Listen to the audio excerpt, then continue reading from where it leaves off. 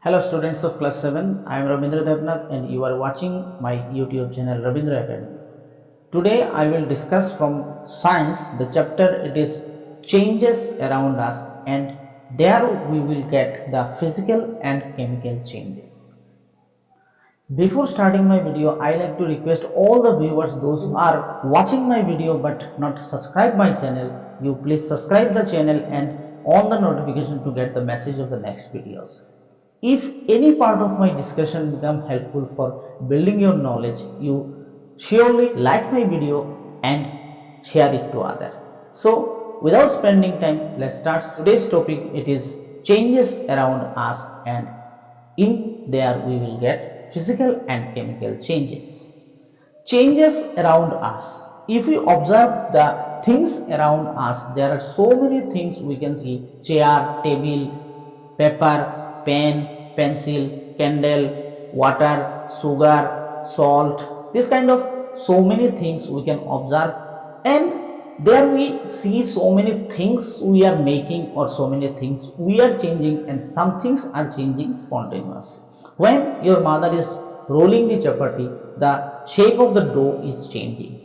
It's become flat. When it is making, then the texture of this chapati is changing, and when a chapati is made, from that chapati we cannot get the dough again. More, we can say that burning of candle. After the burning of the candle, we cannot get back the candle again. Or we can say there are some changes like water change into ice. Water if convert into ice, from the ice again we can get the water back. This way there are some changes which can be reversed, or there are some changes which cannot be reversed. If a paper is burned, then from the ash we cannot get back the paper. Or if a paper is folded, and we can do unfold this paper. This way there are so many examples we can put where there are changes occurring in front of us. If we observe, there are so many changes we can see in our daily life. Before going to know about how these changes occur, we must have to know that the substances or the matters what about we are talking, how they are made up of. We know the substances what we said they are changing time to time, they are made up of matter. Now the question is, what is a matter? We know from our previous knowledge that matter is something that can occupy space and have a mass. Suppose if you take whatever you have in your hand, suppose if you take your pen is a matter because it have a mass and it can occupy space. Similarly, those things we can see around us all are matters because they are existing in the nature, they have mass and they can occupy space. Even the air is also a matter, it can occupy space. There is an atmosphere around the earth that occupies some space and it have a mass, which is also a matter. Now by these matters the substances are formed. Now if we follow the substances around us, we can divide the substances into two parts. Some substances are made up of single matter. Suppose if we take the example of gold, then by the use of gold so many types of ornaments are made up of. If we take the example of aluminium, by aluminium so many types of utensils and other materials can be formed. Or if you take the copper, by this copper also so many utensils, even the electric wire, so many other useful materials we can make. Suppose you are drinking a glass of sharbat. In that sharbat there is sugar, water, salt, lemon juice or any other juices are there, and these all the ingredients or all the matters combined together and then you got the sharbat. This is a mixture. So in our surrounding we can say some substances are made up of single matter and some substances are made up of mixture of some other matters. So we can divide the substances around us into two parts. One, it is pure substance, and another it is mixture. Pure substances, further it can be divided into two parts. Now we will discuss about this method. One, it is element, another it is compound. Now what is an element? To know these elements, we have to go through some examples. In my discussion just before some time, I said about copper and aluminium. These are what? These are actually elements. Why these are elements? We are well known about some names like oxygen, nitrogen, hydrogen, carbon, sulfur, then gold, silver, copper, aluminium, iron.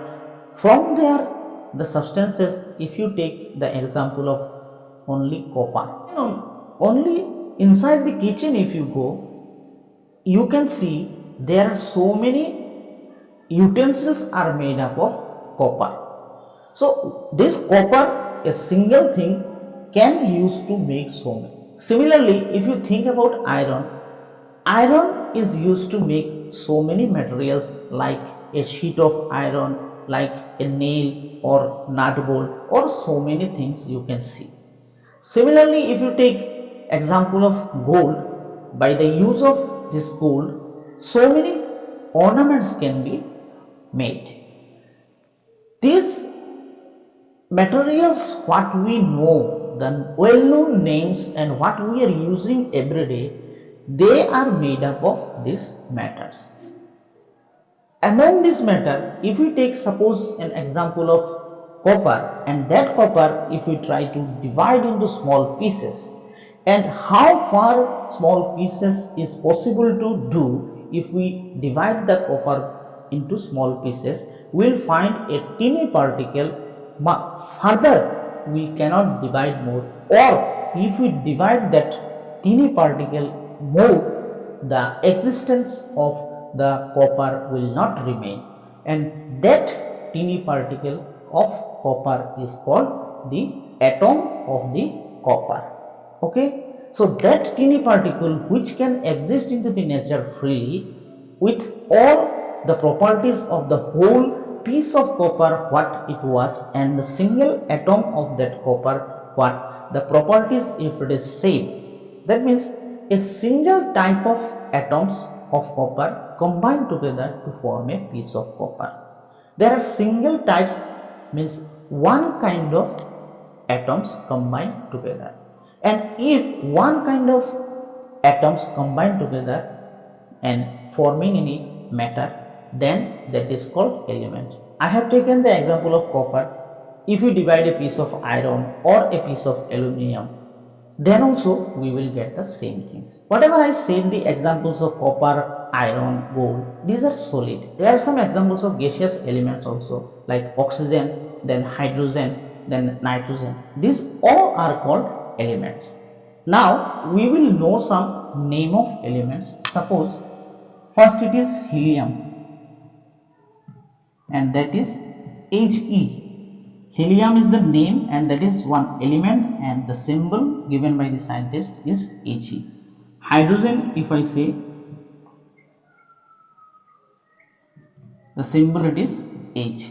Carbon, if I say, symbol it is C. Oxygen, O. We will learn this kind of some elements with their symbols. Now, some elements can exist with a single atom, and some elements cannot exist into the nature with single atom. They combine with two or more atoms and then they exist. So there we are getting two things.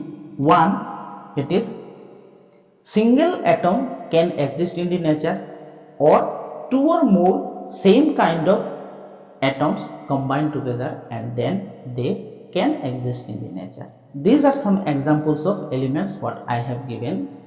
Further, I will give you a list of elements and their symbols in the last of my video. Among these elements, some elements can exist singly, means one atom can exist in the nature singly, but some cannot exist in the nature singly. They are combining either two or more atoms of the same kind combined together, and that is called the molecule. Single atom can exist in the nature, or two or more atoms can combine and form a molecule to exist in the nature.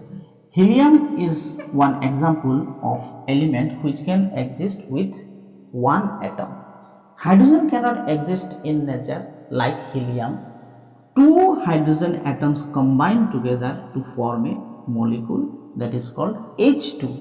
When we are saying H2, it means one molecule of hydrogen. H means hydrogen and 2 means there are two atoms of hydrogen. Same in case of oxygen, O2, two atoms of oxygen combine together to form a molecule of oxygen. Now if we take example of sulfur, S is the symbol and S8. 8 atoms of sulfur combine together to form a molecule of sulfur. If you take the example of phosphorus,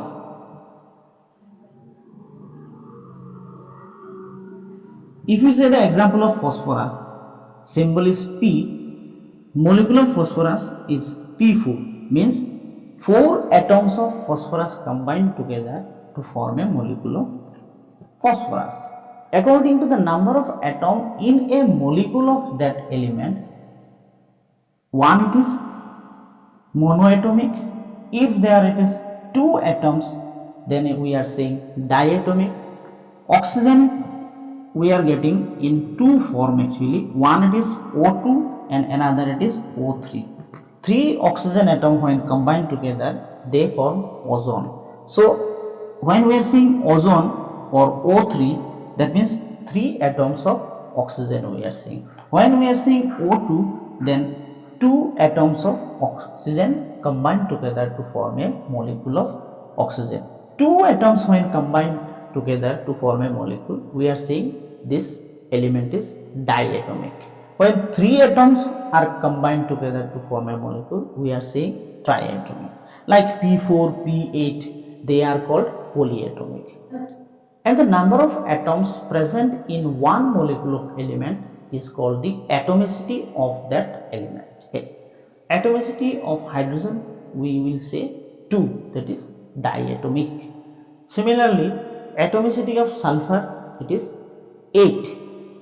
Atomicity of phosphorus, it is 4. This way we will say the atomicity. So today we discuss about matter. Substances are of two types, one it is pure and another it is mixture, and from there pure substances is divided into two parts, element and compounds. And today we have discussed about the elements. In the next class we will discuss about the compound. How far I have discussed, hope that you have understood all the points I have discussed. If there are any doubt, you must comment in my video. I will try to give the answer of your comment in the next video.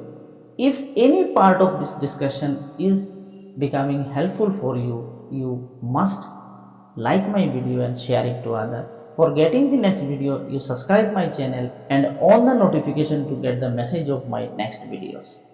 Thank you for watching the whole video.